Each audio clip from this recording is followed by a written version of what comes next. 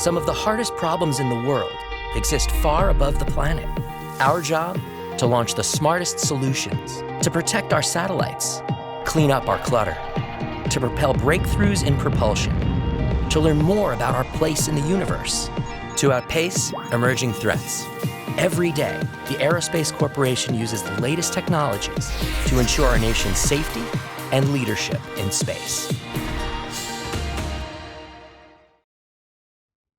Hi, and welcome to the Space Policy Show. I'm your host, Rebecca Rose. I've got my co-host, Corbin Dallas, right here. As always, you can find us on Twitter using hashtag the Space Policy Show, and you can engage with our experts on Vimeo using the chat box. We'd also love it if you would sign up for our latest news at aerospace.org/policy. Today's episode is Getting Active on Debris in Space. Space debris is a problem, so how is this issue being addressed? Well, Dr. Rebecca Reesman, Christopher May, and Tyler Way will discuss this increasing problem that threatens our ability to safely operate in space. The conversation will build on research by Chris May in our Game Changer series, Triggers and Effects in Active Debris Removal Market, as well as upcoming work from Tyler Way on the policy and legal framework for ADR. Rebecca Reesman is a project engineer and policy analyst at the Aerospace Corporation. She supports Space Force HQ by providing modeling, simulation, and analysis to inform major programmatic decisions. Chris May is a senior project engineer for the Human Exploration and Space Flight Division at the Aerospace Corporation, working alongside NASA HQ to advance its human spaceflight endeavors. Tyler Way is currently studying international science and technology policy at George Washington University Space Policy Institute. He's a former intern with the Aerospace's Center for Space Policy and Strategy. Welcome, everyone, and over to Dr. Reesman to get us started. Thank you for that introduction, Rebecca. And I'll also welcome my guests here, Chris and Tyler. Hi, thank you for having us. Great to have you guys here. So as Rebecca said, we're talking about space debris today, and there are, many previous episodes of this show, as well as other papers that we've put out about debris. So I won't go into too much detail about the problem. So just kind of a quick upfront summary here. So, we're tracking over 20,000 objects in space, and even more are becoming visible due to improved technology. But only a fraction of these things are actually functioning satellites. And the number for proposed satellites is changing by the day, with tens of thousands likely to come online over the next decade. So again, the number of objects is changing pretty regularly here. And there are some more recent timely events that I'm sure we will touch on as we go here today. But we do want to focus our conversation on active debris removal. And we want to discuss both technical as well as policy and legal aspects to this concept. So turning it back to bringing Chris and Tyler again. So, in broad terms, what are the various ways in which debris can be addressed, and sort of what are the pros and cons, the strengths and weaknesses of these different types of approaches? Chris, you wanna start? Yeah, sure. So basically, space debris is one of those negative externalities that's really a part of, it's a consequence of the activities we perform in space, right? So two of the main strategies that we've really used, and really only one very much so, is debris mitigation. Basically, we've been doing that for a number of decades. And the point of that is to minimize the amount of pieces of debris that actually come off of the satellites that we put up into space, right? Whether that be from impacts, explosions, or a loose piece of equipment basically comes off of the satellite. So we've put procedures into place that we call our debris mitigation guidelines that basically find a way to limit the manner in which debris is created by our space actors. The other strategy, which we've basically starting to kind of pick up with, is active debris removal, where instead of just trying to limit the amount of debris that's in space, we actually purposefully remove pieces of debris from orbit, thereby decreasing the risk of other impacts, right? So while the debris mitigation guidelines are really useful, they don't solve the entire problem because debris will continue to grow. Yeah, While so we if kind we of need to actually, do both. right, we need to do both because debris mitigation will help prevent more debris from being created, and debris removal will basically remove the pieces that are already up there or will continue to be basically uh, moved off of the pieces of satellite, right? So, Yeah, Yeah. exactly. uh, We've seen recently the NOAA 17 satellite just in the last couple days, and it fell apart and new pieces of debris were put into orbit without even with the it appeared to not even be associated with a collision. So, despite our best efforts, um, these prevention methods aren't necessarily working on their own. right. And that's Yeah, that's why a what great we've point. seen in the past, 10 plus years has been a steady, increase in the amount of demos of active debris removal systems. Because more and more people basically realize that we need to find ways to actually decrease this risk. Yeah, so we want to focus on active debris removal. So let's talk about a bit more about what exactly we mean by that, right? What exactly can ADR do, active debris removal, and maybe let's just start by defining a bit more what we really mean by that. Sure. So basically, we've kind of talked a little bit about what the debris is, right? So it actually ranges from tiny pieces of paint chips that have come off of satellites to whole obsolete spacecraft or whole rocket bodies that are still in orbit. And basically, one of the interesting things is that when it comes to active debris removal, there are certain challenges that come into play for the varying sizes of debris, right? So when it comes to large versus small debris, sometimes it's actually better to focus on the larger debris because there's a number of uh, different reasons, really. Some being legal, others being that they actually produce the most amount of additional debris. And so being able to focus on those larger pieces of debris may actually be all that we need to do in order to actually perform sustainable active debris removal. So, I mean, how do And we yeah, remove debris then? How do we remove those rocket bodies? right.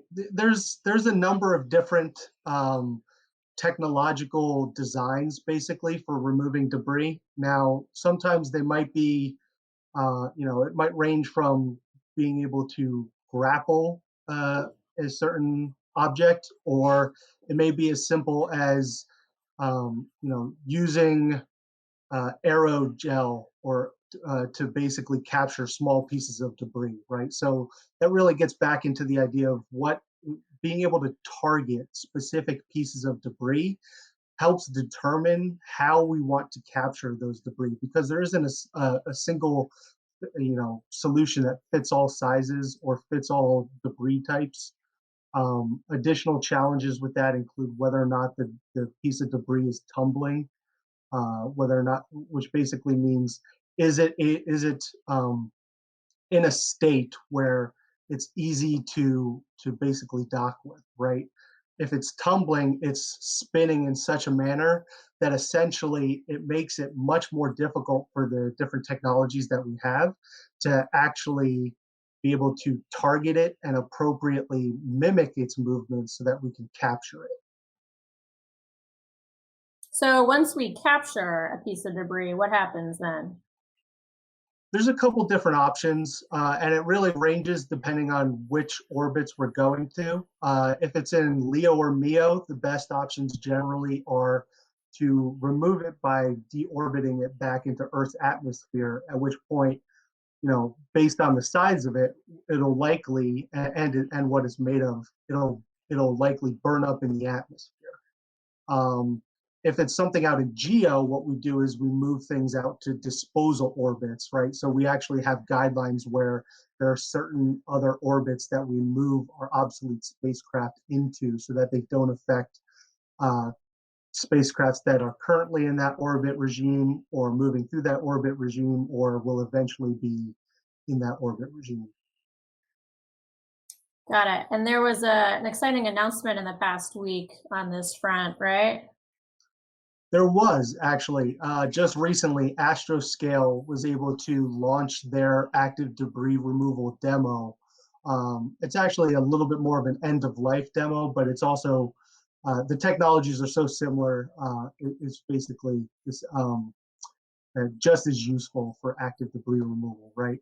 So essentially, what they've done is they've launched a demo satellite that includes on with it a small piece of debris that it will eventually expel from itself and then re-characterize, target, and bring back in and then remove. And it has a number of different procedures that they plan to go through to test these new technologies in space. Yeah, that's exciting. You know, when you hear about active debris removal, you might want to imagine being able to put a giant, vacuum cleaner into space, or you can capture, a lot of debris at once. But unfortunately, space is quite large, which makes that challenging. And so, being able to maybe target particularly bad pieces would be useful. Tyler, do you want to talk to that? Yeah, there was a really interesting report released recently by Darren McKnight and an international team of researchers, which included researchers from China and Russia. And they established a list of the 50 most valuable pieces of space debris that we should be looking to remove. And I think what surprised many people on that team is that there weren't any pieces of American debris on the list. Our debris isn't located in these highly populated orbits. So our debris is not isn't the it shouldn't be the focus right now, but it's definitely valuable in terms of removing. But that list contains 50 pieces of debris. I believe most of them are Russian or former Soviet rocket bodies or satellites, and they are currently believed as the most valuable pieces of debris that we should be going after right now. Yeah, and it's good to have a targeted list, again, just because we can't kind of vacuum things up as cleanly as we would like. And so objects that are in particularly congested areas that maybe have a higher likelihood of colliding with other objects or what have you. And so being able to target removal missions to places like that could potentially have a nice positive impact. Chris, do you want to start by discussing the technical hurdles? Yeah, absolutely. So as I said before, there's a number of different technical designs that are actually out there for active debris removal. And they range from things like electrodynamic tethers to using harpoons in space to, wild blankets covering entire satellite and deorbiting it. It's really amazing the lengths or different types of width, types of configurations that are being conceived for active debris removal.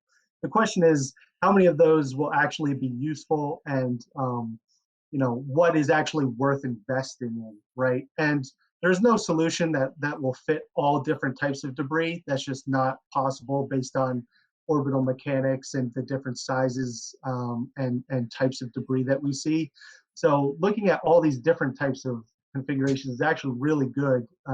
What we need to do is diversify that type of debris removal types that we use based on those factors. What's primarily used in all of those configurations, however, or almost all of those configurations, is RPO technologies. So rendezvous and proximity operations, right? So we need to be able to get close enough to the debris so that we can actually find a way to remove it. And usually that incorporates some types of cameras and LiDAR. as well as software algorithms that are used to basically understand the debris that's in front of us and how we can best approach those pieces of debris.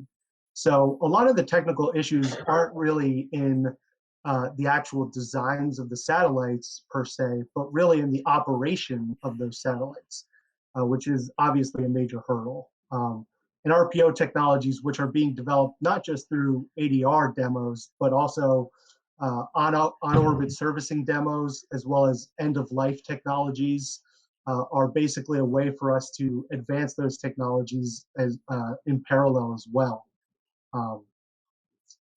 So that's Great, really yeah. the extent of the technical hurdles.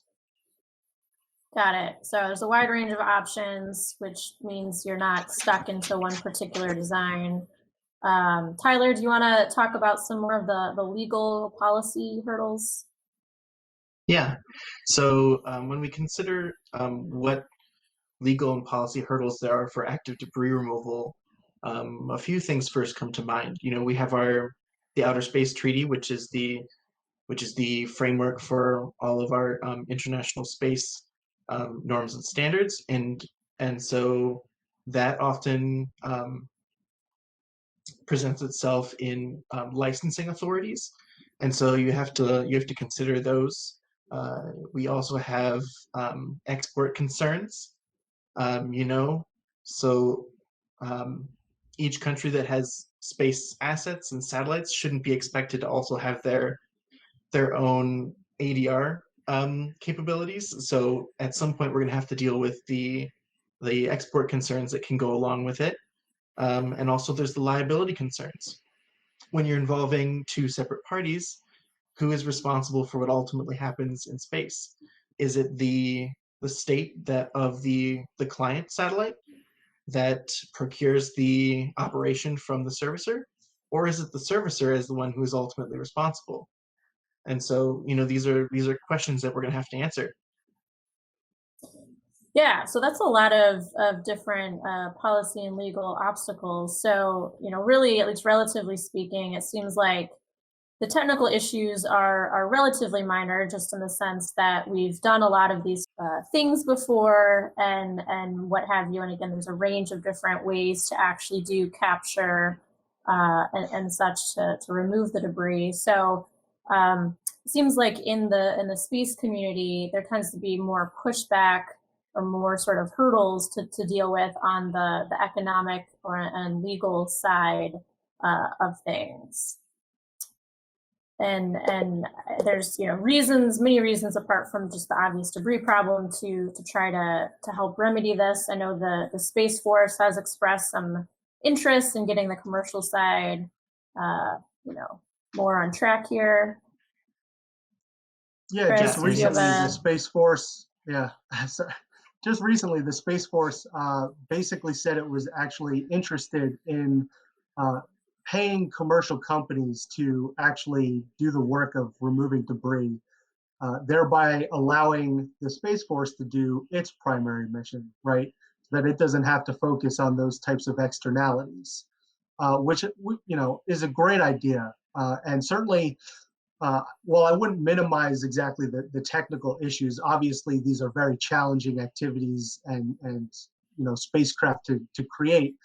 But the largest hurdle to creating a commercial debris removal market is really actually the economic in nature. It's investment. And basically, while we put some money into creating these designs, not too many have been demoed. And not too many have gone beyond the R&D phase, really. And what the primary cause for that is economic, right? We haven't funded beyond those points because there isn't exactly a market there, at least at the moment. Well, right, and it can be challenging though to prove your business case or to get the economics in line if you don't have a clear legal pathway to successfully doing the business that you want to do. So with all that in mind, then Tyler, maybe can you talk about what are the current approaches to addressing the the myriad of policy and legal challenges that you were mentioning? Yeah, sure. I first want to start off that a lot of the perception about the legality of ADR is that it's prohibitively complicated, and that it's too hard, and that only within the country should we be doing ADR.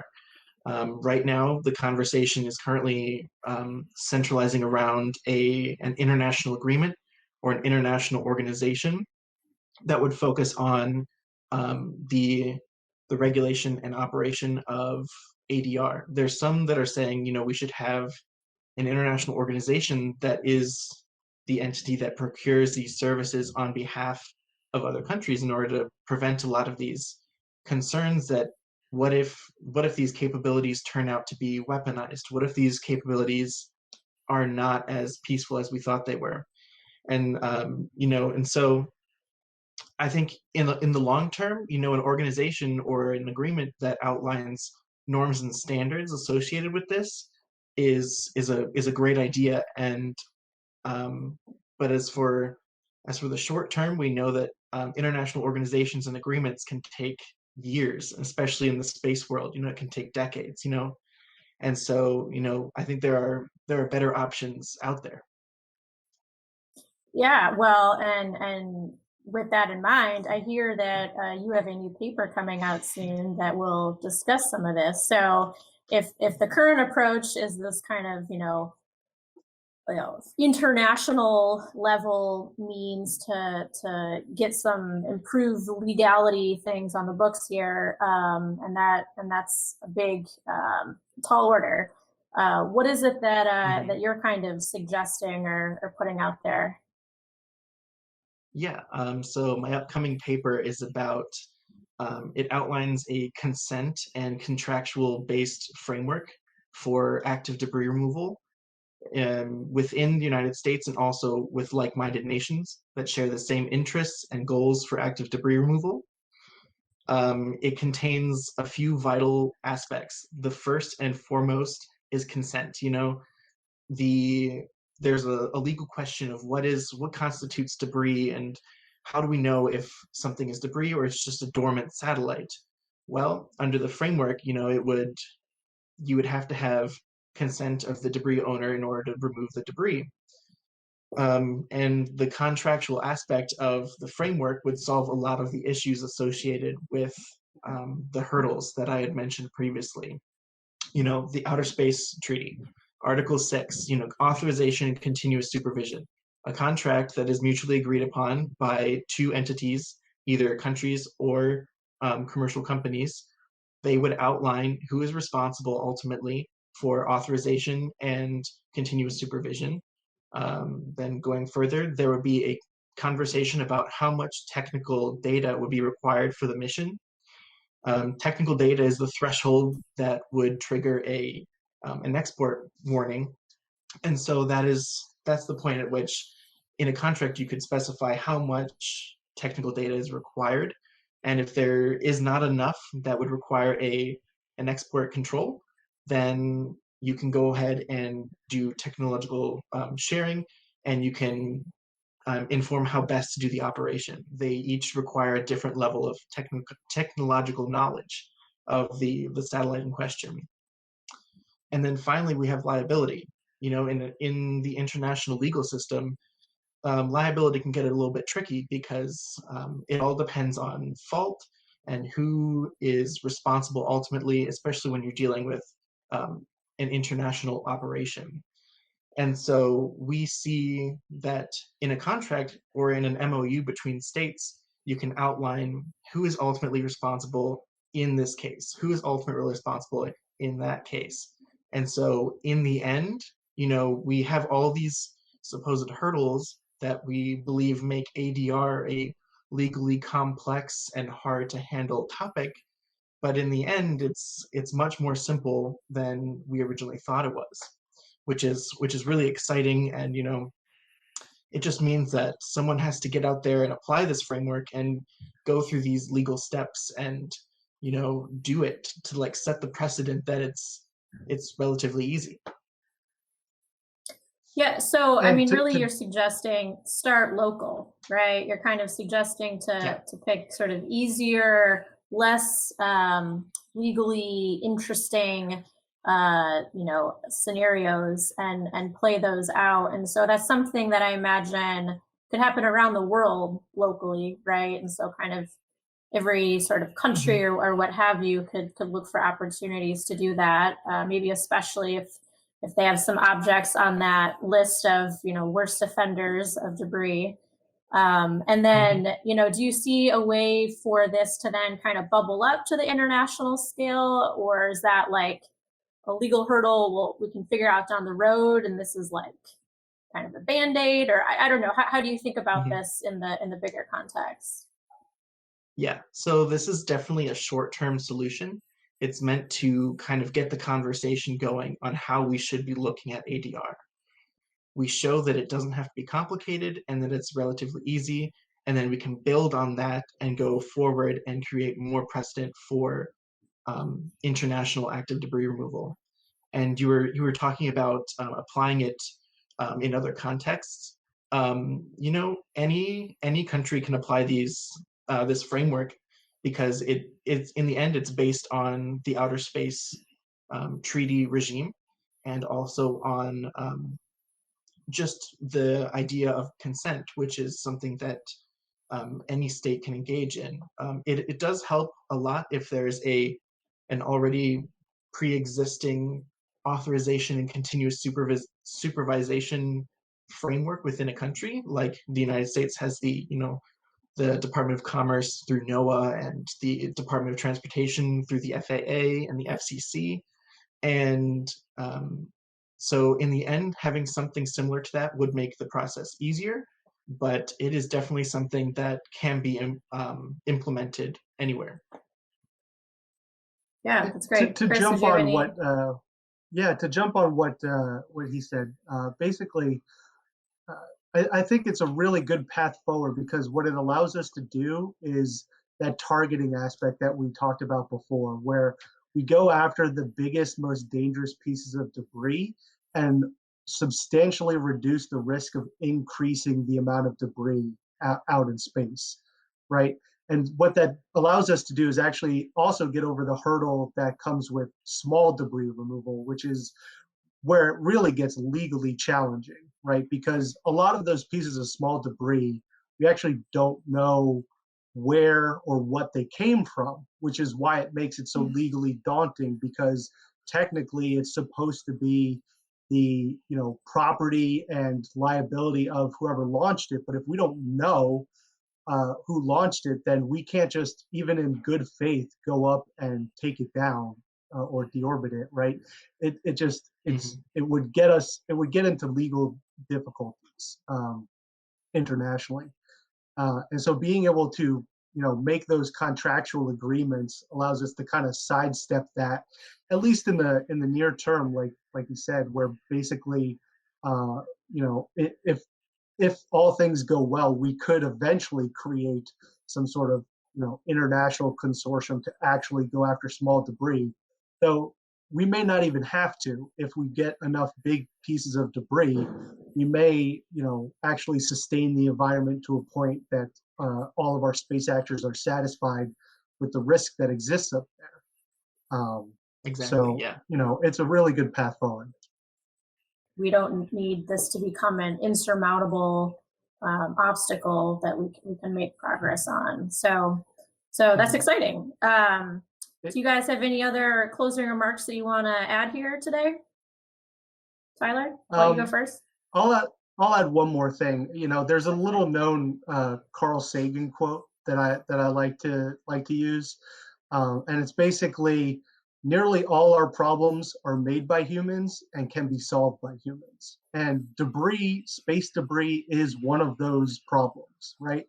We caused it, and we have ways in which we can solve it. And so, being able to actually move forward with identifying certain paths such as this framework is really a great step forward in terms of addressing the space debris need, especially as you know commercial space comes into its own and proliferated LEO becomes even more proliferated. So. Yeah. Yeah, space. I don't know about space debris topping Carl isn't- Sagan, is- but Tyler, what do you got? Yeah. I don't know if I can do that. Let's see if I can pull some wisdom out. Space debris is going to be an issue, and we're going to have to get on it to like solve it, and pushing the problem down the line isn't gonna bring any worthwhile solutions. And so we have to jump on it now, and we have to fix it before it gets any worse. And applying a framework of existing laws and regulations is just it's smart. We can move now, we can do it now, we can start acting on space debris before it becomes an even bigger issue. Awesome. Well, thank you to both Chris and Tyler for chatting about this today. And I will throw it back over to Rebecca. A big thanks to Becca, Chris, and Tyler for that great discussion. And thank you to our production team, Colleen Stover, James Liggins, and Jordan Bingham. Don't forget to check out Chris's Game Changer paper and look for Tyler's upcoming paper on the policy and legal framework for ADR on our website at aerospace.org/policy. We are very excited to announce that the Space Policy Show is expanding. Starting with this week's episode, you will now be able to access an audio-only version of the show. Head on over to this episode's event page to check it out and share with your friends. As always, you can find us on Twitter using hashtag the Space Policy Show, and you can also sign up for our latest news and alerts at aerospace.org/policy. We look forward to having you tune into our next episode, and until then, take care.